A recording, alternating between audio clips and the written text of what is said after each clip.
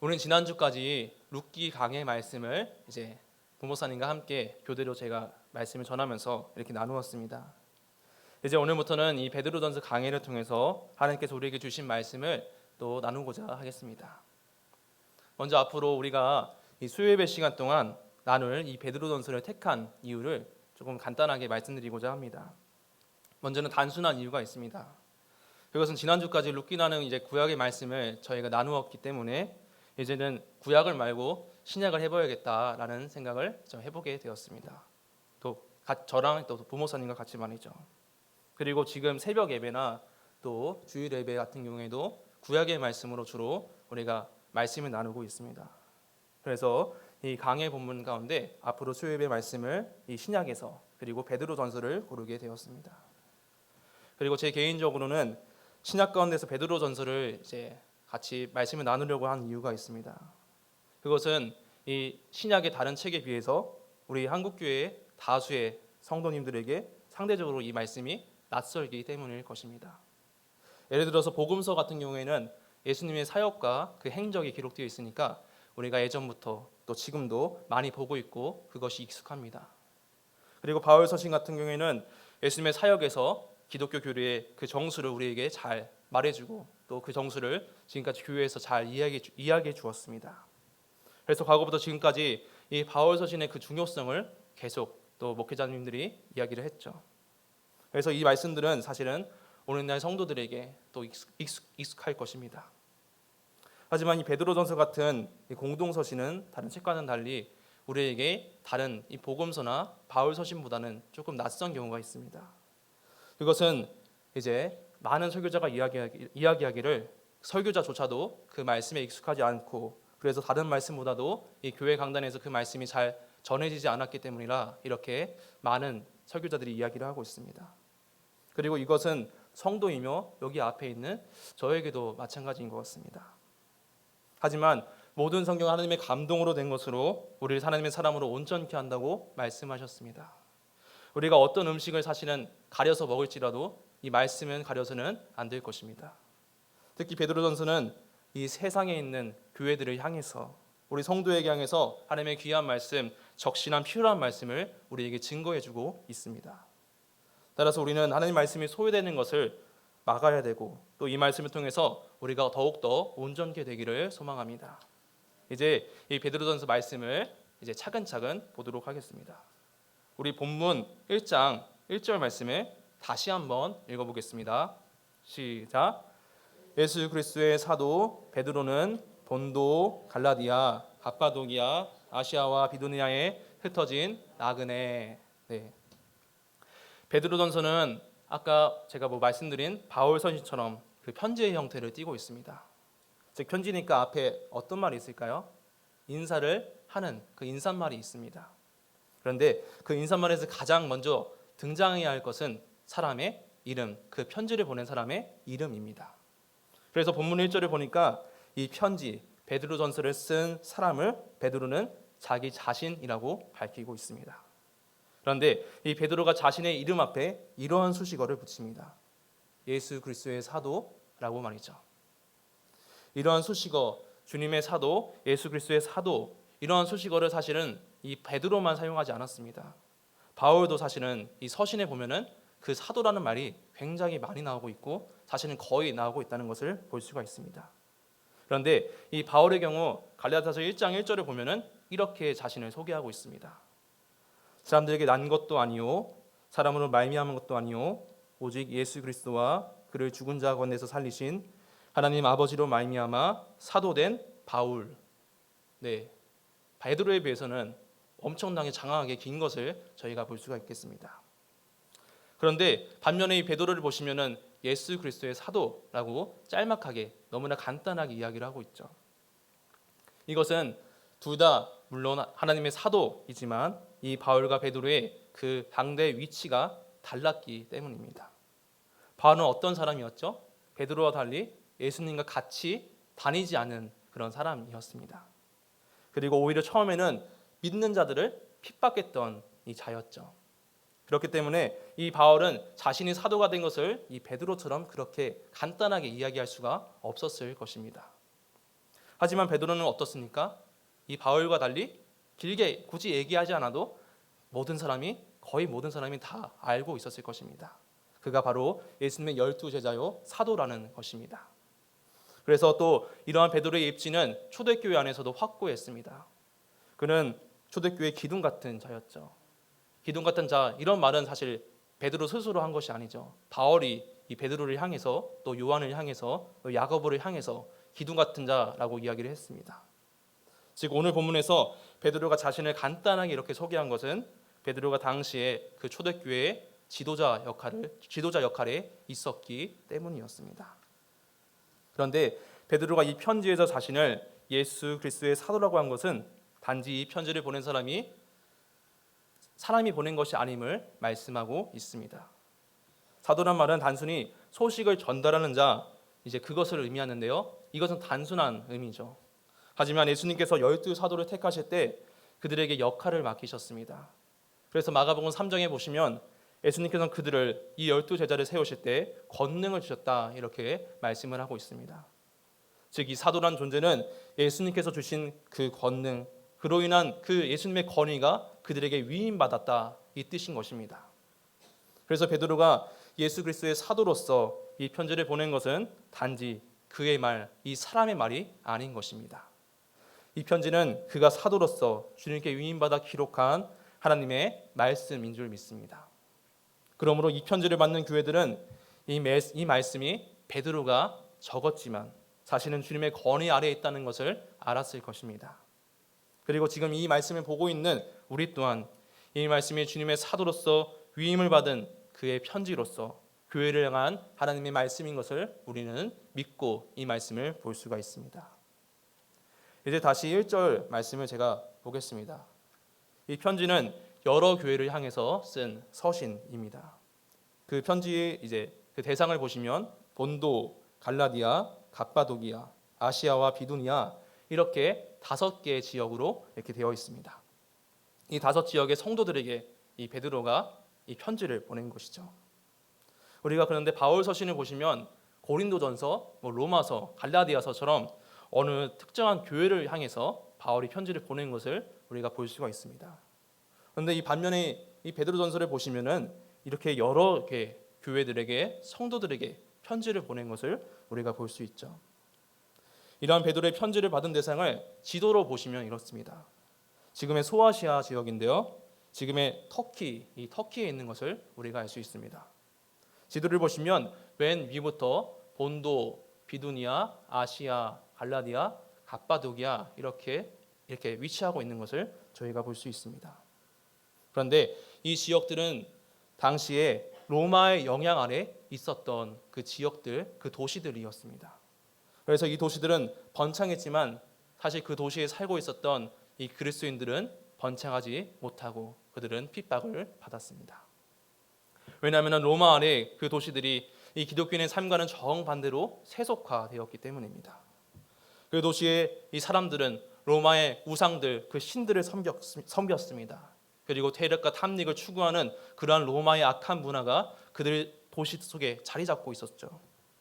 그리고 이러한 것은 오직 하나님을 섬기고 우상을 금해하는 기독교인들, 그리고 경건의 삶을 살아가야 하는 그 그리스도인들에게 치명적인 그러한 환경이었습니다.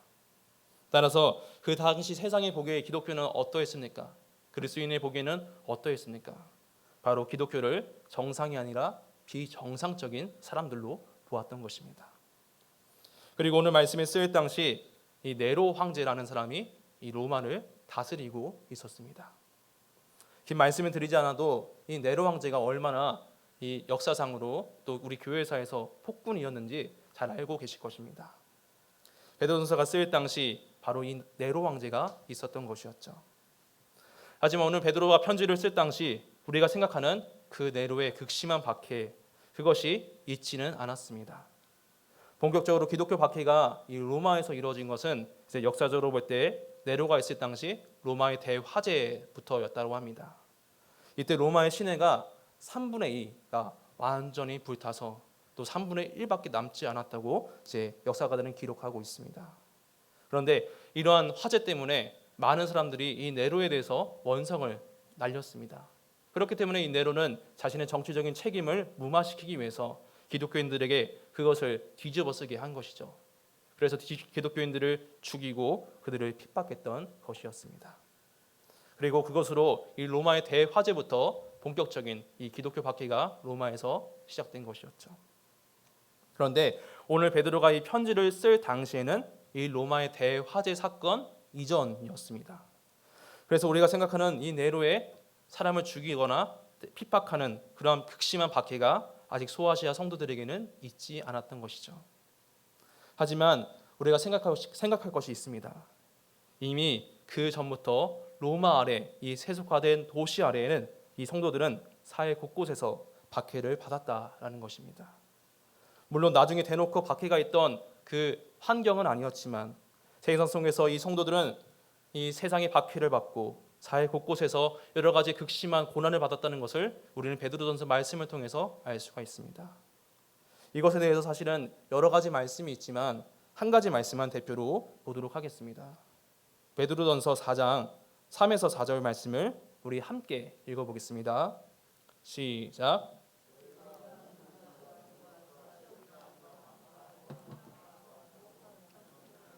이방인의 뜻을 따라 행한 것은 지나간 때로 족하도다. 이러므로 너희가 그들과 함께 그런 극한 방탕에 다름질하지 아니하는 것을 그들이 이상히 여겨 비방하나. 아멘. 베드로의 편지를 받은 성도는 이방인 성도들입니다. 과거에 예수를 믿지 않았으나 이제는 주님을 믿게 된 자들이었죠. 그래서 이들은 더 이상 이 세상의 죄악을 따라가지 않고 하나님의 뜻을 따라서 그리스도인으로서 경건한 삶을 살아갔습니다. 하지만 말씀에서 본 것처럼 세상이 보기에 그들은 이상한 자들이었습니다. 왜냐하면 세상의 방식과 그러한 악한 문화와 그러한 세상 안에서 그들은 전혀 다른 삶을 살았기 때문이었습니다. 교회와 이 세상의 가치가 충돌하면서 그들은 이 세상에 대한 핍박을 이 교회가 받았던 것이었습니다. 즉 당시 소아시아 성도의 삶은 이 세상과 전혀 다른 것을 우리가 알 수가 있습니다. 그렇기 때문에 무엇이 있었습니까? 비방이 있었다고 이 말씀에서 이야기하고 있습니다. 그리고 성도들은 사회적으로도 위협과 차별을 받았습니다. 학대를 받았습니다. 그리고 소외를 받았던 자들이었습니다. 예수 그리스도의 사도 베드로, 그런데 이러한 성도들의 위치, 베드로는 본문 1절에서 이렇게 이야기를 하고 있습니다. 흩어진 나그네. 사랑하는 성도 여러분, 나그네란 무엇일까요? 나그네는 자기 고장을 떠나서 잠시 다른 곳에 있는 그런 떠도는 사람을 말합니다. 즉 오늘 본문에서 성도는 나그네이며 잠시 이 세상과 구별되어 흩어진 자란 것이죠. 그러므로 성도에게는 무엇이 있습니까? 원래 자기가 돌아갈 본향이 있는 것입니다. 우리 베드로전서 1장 4절 말씀을 우리 화면을 통해서 함께 보겠습니다. 읽겠습니다. 시작. 썩지 않고 더럽지 않고 쇠하지 아니하는 유업을 있게 하시나니 곧 너희를 위하여 하늘에 간직하신 것이라. 아멘. 그렇습니다. 성도는 하나님께 썩지 않고 쇠하지 않는 그 유업을 이어받은 자입니다. 그렇게 성도는 이 세상에 없어질 것을, 허무해질 것을 쫓아가지 않는 것이었죠. 성도는 위의 것, 이 하늘의 것을 소망하는 자인 것입니다. 오늘 본문에서 이 소아시아 성도는 세상 속에 흩어진 자들이었습니다. 그들은 세상과 어울릴 수 없는 그런 흩어지는 자였죠. 하지만 그들의 흩어짐은 하늘의 본향을 나그네로서 이 세상에서 흩어진 자였습니다. 그렇게 지금 소아시아 성도는 지금 세상에서 고난과 박해가 있으나 하나님의 약속을 바라볼 수 있는 것입니다. 왜냐하면 아까 우리가 말씀을 본 것처럼 그들이 이 하늘의 유업을 이어받은 자이기 때문입니다. 제가 베드로 후서 3장 13절 말씀을 혼자 읽어보겠습니다. 우리는 그의 약속대로 의가 있는 곳인 새 하늘과 새 땅을 바라보도다. 아멘. 그러므로 성도에게는 나그네이지만, 그 성도는 나그네이지만 소망이 있습니다. 하지만 그 소망을 따라가는 삶이 때로는 이 세상과는 다 반대이고 세상에 비방과 박해가 있기 때문에 성도는 사실은 힘들기도 합니다. 하지만 성도가 이를 겪는 것은 하나님의 택하심이 있었기 때문에 있었던 것이었습니다. 우리 오늘 본문 이제 2절 말씀을 다시 한번 읽어보겠습니다. 시작. 곧 하나님 아버지의 미리 아심을 따라 성령이 거룩하게 하심으로 순종함과 예수 그리스도의 핏부림을 얻기 위하여 택하심을 받은 자들에게 편지하노니 은혜와 평강이 너희에게 더욱 많을지어다. 아멘. 우선 택하심을 받은 자들 위에 굉장히 많은 수식어가 있지만 택하심 먼저 우리가 보도록 하겠습니다. 본문에 저는 성도를 향해서 흩어진 나그네라고 이야기를 했죠. 그런데 이 나그네에 대해서 곧 무엇이라고 한 다음에 결론적으로 나그네가 택하심을 받은 자라고 말씀하고 있습니다. 다르게 말하면 이 나그네와 택하심을 받은 자가 동일하다라는 것입니다. 사랑하는 성도 여러분, 사실 이 나그네와 택하심이란 말은 사실 어울리지가 않습니다. 나그네와 택하심은 사실 이상한 말이죠. 물과 기름과 같습니다. 하지만 오늘 말씀은 너무나 역설적이게도 이 나그네가 하나님께 택하심을 받은 자라고 말씀을 하고 있습니다. 즉 성도는 흩어진 자이지만 하나님께 그 택하심을 입은 자인 것입니다. 이 택함이란 말은 나그네와 함께 사시는 이 베드로전서에서 좀 중요한 의미를 가지고 있습니다. 아까 말씀드린 것처럼 이 베드로전서의 독자는 이방인 성도입니다. 하지만 지금 그들은 하나님의 택하심을 받은 자이죠. 그래서 그들은 하나님께 유업을 이어받은 자로서 하늘의 소망을 두고 하나님께 약속을 받은 약속의 소망을 바라보는 자인 것입니다. 그런데 이런 모습은 구약에서 이스라엘 백성들이 하나님의 택하심을 받아서 약속을 받은 것과 너무나 비슷한 모습입니다. 그래서 베드로전서 2장 9절에서 하나님의 택하심을 받은 성도를 향해서 베드로가 이렇게 이야기를 하고 있습니다. 우리 앞에 있는 이 말씀 2장 9절 말씀을 함께 읽겠습니다. 시작. 그러나 너희는 택하신 족속이요 왕 같은 제사장들이요 거룩한 나라요 그의 소유가 된 백성이니 이는 너희를 어두운 데서 불러내어 그의 기이한 빛에 들어가게 하시니에 아름다운 덕을 선포하게 하려 하심이라. 아멘. 네, 너무나 유명한 말씀이죠. 왜냐하면 베드로가 사실은 이 말씀을 출애굽기 말씀에서 인용했기 때문입니다. 즉 오늘 말씀에서 성도가 택함을 받은 것은 마치 하나님께서 구약에서 자기 백성 이스라엘을 택하신 것과 같다라는 것입니다. 그런 영광스러운 모습과 동일하다라는 것이죠. 그런데 사실 이 말씀을 처음 받은 이스라엘 백성은 그들의 무엇 때문에 자신의 나음 때문에 하나님의 택하심을 받은 자들이 결코 아니죠. 순전히 하나님의 주권적인 택함으로 그의 백성이 이스라엘은 그의 백성이 그분의 백성이 되었습니다. 하지만 이스라엘 백성들은 점차 그러한 하나님의 은혜를 잊었습니다. 하나님께서 우리를 택하셨기 때문에 결코 우리가 망하지 않을 것이다 라는 생각이 그들 마음속에 계속 이제 시간이 점차 지나면서 자리 잡고 있었습니다. 그리고 이스라엘 백성은 죄악으로 인해서 결국 하나님께 징벌을 받게 되었죠. 하지만 그 가운데 하나님께서는 소망을 주셨습니다. 바로 자기 백성에게 새 언약을 주시면서 이제는 그 돌판에 너희의 법을 주지 않고 너희 마음에 나의 법을 줄 것이다 라고 말씀을 하셨습니다. 그리고 새 언약은 그분의 아들 메시아를 통해서 이렇게 이루어졌습니다. 우리 말씀을 보시면서 히브리서 9장 14에서 15절 말씀을 함께 읽겠습니다. 시작.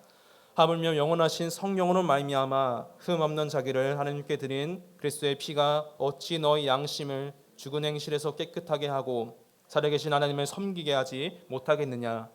이로 말미암아 그는 새 언약의 중보자시니 이는 첫 언약 때에 범한 죄에서 속량하려고 죽으사 부르심을 입은 자로 하여금 영원한 기업의 약속을 얻게 하려 하심이라. 아멘.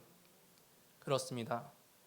예수님께서는 새 언약의 중보자로서 우리의 죄를 속량하시고 그들을 하나님의 백성으로 삼아서 이제는 영원한 기업, 즉 하늘의 소망을 바라보게 하신 것입니다. 그리고 그 약속을 우리에게 기업의 약속을 주셨죠. 그리고 히브리서 아까 말씀에서 9장 14절에서 본 것처럼 이러한 일은 성령으로 말미암아 아들을 통해서 이루어진 것이라고 말씀하고 있습니다. 즉 성도가 우리가 하나님의 백성으로 택하심을 받은 것은 성부 하나님, 성자 하나님, 성령 하나님께서 함께 하시는 너무나 영광스러운 사역이 있었기 때문에 가능했습니다.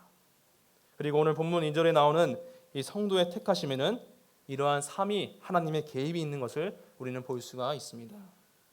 그것을 보시면 이제 다음과 같습니다. 하나님의 미리 아심을 따라 성령이 거룩하게 하심으로 순종함과 예수 그리스도의 핏부림을 얻기 위하여 이렇게 말씀을 하고 있습니다. 여기서 하나님께서 미리 아셨다는 말씀은 성도를 택하시면은 결코 우연이 없다라는 것입니다. 즉 세상이 있기 전부터 하나님께서는 그분의 주권적인 뜻으로 우리를 택하셨다. 그 계획을 하셨다는 것입니다. 그리고 하나님께서 원하시는 뜻을 따라서 이제는 성도가 성도로서 살 수 있도록, 성도가 될 수 있도록 성령께서는 그들을 거룩하게 하십니다. 끝으로 성자 하나님께서는 성부 하나님의 이러한 뜻과 성령의 하시는 그 사역의 근거 그리고 목적이 되십니다. 그래서 이 세상에서 우리가 살아갈 때 주님을 향해서 순종할 수 있도록 우리를 택하신 것이죠. 그리고 성도의 택함에 있어서 오늘 본문 2절 말씀에선 특별히 예수 그리스도의 핏부림을 얻기 위하여, 얻기 위하여 이렇게 말씀하고 있습니다. 여기서 핏부림은 간단히 말씀드리면 구원이죠. 그런데 이 말씀을 보면 성도가 무엇을 위한다는 그 목적의 말씀이 나옵니다. 즉 어떤 것이 이루어졌다는 이러한 결과, 예를 들어서 이 말씀에서 성도가 예수님의 핏부림을 얻었다라고 이야기를 하지 않습니다. 얻기 위하여 이렇게 말씀하고 있죠. 사랑하는 성도 여러분, 이 말씀에서 왜 성도가 주님의 구원, 그 핏부림을 얻기 위하여 이렇게 말씀하고 있을까요? 그것을 저는 본문 1절에서 그 이유를 찾아볼 수 있었습니다. 그것은 우리가 계속 말씀드린 것처럼 성도가 흩어진 나그네이기 때문입니다. 성도는 하늘의 유업을 이어받은 자입니다. 그래서 성도에게는 소망이 있죠. 하나님께서 성도에게 하늘의 유업을 주실 것을 약속하셨기 때문입니다. 하지만 성도는 어떻습니까? 오늘 말씀에서 본 것처럼 아직 그 유업을 완전히 이어받지 못했습니다. 소아시아 성도들처럼 말이죠. 그래서 세상 가운데 있지만 또 소망 가운데 있지만 그들은 아직 핍박과 고난을 받고 있습니다. 그리고 때로는 그 세상과 정반대의 삶을 항상 살아가기 때문에 그 세상의 가치와 성도의 가치가 충돌하고 있는 것을 우리는 말씀에서 볼 수가 있습니다. 하지만 오늘 말씀은 우리에게 증거하고 있습니다. 성도의 정체성, 우리의 정체성, 그것이 흩어진 나그네라는 것입니다. 그래서 세상의 밖으로 마치 흩어져 있는 이 성도에게 소망이 있는 것은 그 성도에게는 목적이 있기 때문입니다. 그래서 성도는 이 세상에서 비록 비정상의 이상한 대우를 받을지라도 주님께 순종할 수 있습니다. 그리고 성도는 그분의 고난에도 기꺼이 참여할 수 있습니다. 우리 베드로전서 4장 12에서 13절을 읽겠습니다. 시작.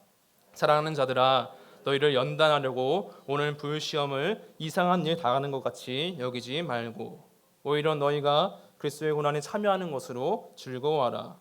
이는 그의 영광을 나타내실 때에 너희로 즐거워하고 기뻐하게 하려 함이라. 아멘. 이제 오늘 설교를 맺도록 하겠습니다. 사실 오늘 우리가 말씀을 보았는데 이 소아시아의 성도들, 그들이 겪은 이 세상에서의 소외, 비방과 박해, 사실 이런 것이 지금 우리에게 와닿지 않을 수 있습니다. 그리고 지금 우리의 환경과는 그들과 차이가 있는 것을 우리는 알고 있습니다. 지금 세상이 물론 그런 것이, 세상을 향해서 교회가 그런 것이 없는 것은 아닙니다. 하지만 지금 우리가 오늘 말씀에서 나오는 그 소아시아 성도들처럼 그런 소외감, 비방과 박해가 적은 것을 부인할 수는 없을 것입니다. 지금 우리가 사는 이 우리나라 한정으로는 겉으로 박해를 받지는 않습니다. 하지만 우리가 사는 이 세상에서 알게 모르게 우리의 신앙을 위협하는 여러 가지 문제가 도사리고 있다는 것을 우리는 살펴볼 수가 있습니다. 그리스도인 학생과 청년은 좋은 대학에 가기 위해서, 취업을 하기 위해서 자신의 성도된 그 나그네된 정체성을 잊고 살아갑니다. 또한 그리스도인 이 중년들은, 직장인들은 사회적인 자신의 위치를 위해서 자신의 성도된 나그네된 정체성을 잊어버리고 살아갑니다. 또한 그 밖에 내 인생의 만족과 즐거움을 위해서 내가 나그네인 것을 우리는 때로는 잊고 살아갑니다. 이런 것을 볼 때 우리가 사는 이때는 눈에 보이는 지금 이 세상에서는 바퀴가 보이지 않을 수 있습니다. 하지만 우리는 눈에 보이는 바퀴가 있지는 않지만 눈에 보이지 않는 바퀴가 있다는 것을 우리는 볼 수가 있습니다. 그것은 세상의 배후에서 우리에게 미혹하는 그 영이 있기 때문입니다. 바로 마귀, 우리의 대적입니다. 그래서 마귀는 우리가 믿음을 따라 가지 않는 길, 고난받지 않는 그 길로 우리를 미혹합니다. 가기 쉬운 길로, 편한 길로 우리를 이끌고 미혹하고 있는 것이죠. 하지만 그것은 주님께서 말씀하신 것처럼 문이 크고 넓어서 찾는 자가 많은 길일 것입니다. 하지만 주님은 생명으로 인도하는 그 문은 좁고 길이 협착해서 찾는 자가 적다라고 말씀을 하셨습니다. 사랑하는 성도 여러분, 주님께서 말씀하신 이 생명은 무엇일까요? 아까 핏부림과 같은 우리의 구원입니다. 저는 우리가 이 땅에서 성도로서 이 나그네의 길을 가는 것은 좁은 길을 가는 것이다 라고 이렇게 생각을 합니다. 만약에 나그네가 어떠한 큰 길을 가고 넓은 길을 가고 편한 길을 간다면 그 사람을 과연 나그네라고 부를 수 있는가? 우리는 의심해 볼 수 있을 것입니다. 사랑하는 성도 여러분, 그러므로 우리가 이 땅에서 나그네인 것을 기억하시기를 간절히 소망합니다. 성도에게는 하늘의 소망이 있습니다. 그래서 나에게 있을 바퀴에 대해서 주님께 순종하며 우리는 그 바퀴를 이겨낼 수 있습니다. 그리고 주의 날에 우리에게 주실 하나님의 구원을 받고 우리는 하나님과 함께 즐거운 그 나라에 거할 수 있을 것입니다. 이 시간 우리 함께 오늘 말씀을 기억하시면서 기도하도록 하겠습니다.